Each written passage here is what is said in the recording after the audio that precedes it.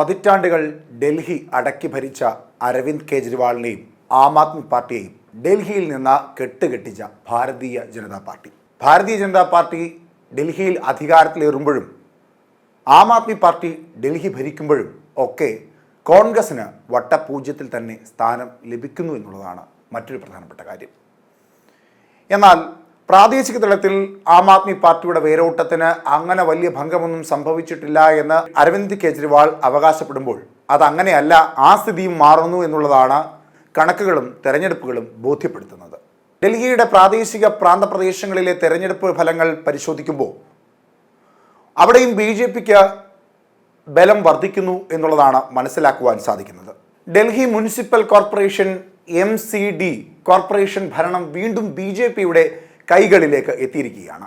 Mayor തെരഞ്ഞെടുപ്പിൽ BJP സ്ഥാനാർത്ഥി സർദാർ രാജ ഇക്ബാൽ സിംഗ് ഡൽഹിയുടെ പുതിയ മേയറായി തെരഞ്ഞെടുക്കപ്പെട്ടു.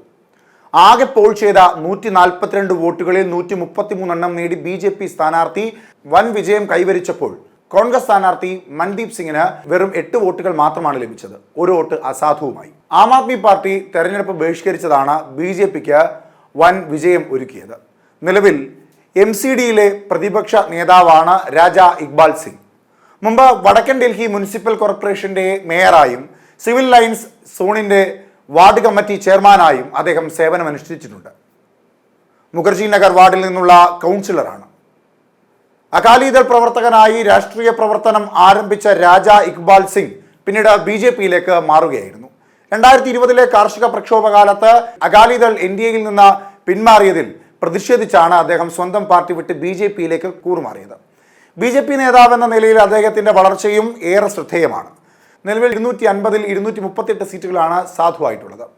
12 സീറ്റുകൾ ഒഴിച്ചു കിടക്കുന്നു. BJPക്ക് 117 കൗൺസിലർമാരും AAPക്ക് 113, കോൺഗ്രസിന് 8 സീറ്റുകളുമുണ്ട്.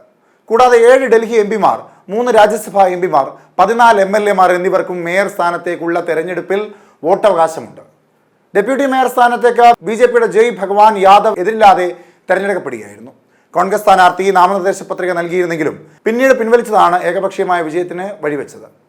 മേയർ, ഡെപ്യൂട്ടി മേയർ തെരഞ്ഞെടുപ്പ് വിജയത്തിന് പിന്നാലെ ആ വിജയത്തിന് ശേഷം പ്രധാനമന്ത്രി നരേന്ദ്രമോദി, BJP ദേശീയ അധ്യക്ഷൻ JP നദ്ദ, കേന്ദ്ര ആഭ്യന്തരമന്ത്രി അമിത്ഷാ എന്നിവർക്ക് രാജ ഇക്ബാൽ സിംഗ് നന്ദി പറഞ്ഞു. ഭരണപ്രതിപക്ഷ വ്യത്യാസമില്ലാതെ ഡൽഹിയുടെ വികസനത്തിനായി പ്രവർത്തിക്കും എന്നും അദ്ദേഹം വ്യക്തമാക്കി. ശുചിത്വം, അഴുക്കുചാൽ പ്രശ്നങ്ങൾ, അടിസ്ഥാന സൗകര്യ വികസനം എന്നിവയ്ക്ക് മുൻഗണന നൽകുമെന്നും നിയുക്ത മേയർ മാധ്യമങ്ങളോട് പറഞ്ഞു.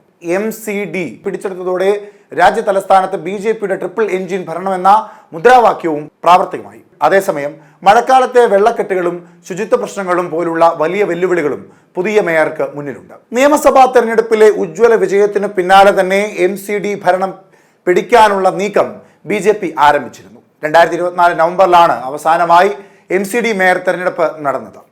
AAPയുടെ മഹേഷ് ഖിച്ചി BJPയുടെ കിഷൻ ലാലിനെ 3 വോട്ടുകളുടെ ഭൂരിപക്ഷത്തിന് അന്ന് പരാജയപ്പെടുത്തി. ആകെ പോൾ ചെയ്ത 263 വോട്ടുകളിൽ മഹേഷ് ഖിച്ചിക്ക് 133 വോട്ടുകൾ ലഭിച്ചു. അതേസമയം കിഷൻ ലാലിന് അനുകൂലമായി 130 വോട്ടുകളും കിട്ടി. 2 വോട്ടുകൾ അസാധുവായി പ്രഖ്യാപിക്കുകയായിരുന്നു. എന്തായാലും BJP സംബന്ധിച്ച ഒരു ട്രിപ്പിൾ എഞ്ചിൻ എന്ന സ്ഥലത്തിലേക്ക് ഡൽഹിയുടെ ഭരണസ്ഥിരാ കേന്ദ്രങ്ങളിൽ BJP കൂടുതൽ വേര് ഊന്നി ഇറങ്ങിയിരിക്കുകയാണ്. ഇനി ആ പ്രതാപകാലത്തേക്ക് ആം ആദ്മി പാർട്ടിക്കോ അതല്ല അതിനു മുമ്പുള്ള പ്രതാപകാലത്തേക്ക് കോൺഗ്രസിനോ എത്തണമെങ്കിൽ അടിത്തട്ടിൽ നിന്ന് ഓരോന്നായി പൊളിക്കേണ്ടതുണ്ട്. അത് ഇനി BJP അനുവദിക്കുമോ എന്നുള്ളതാണ് കണ്ടറിയേണ്ടത്.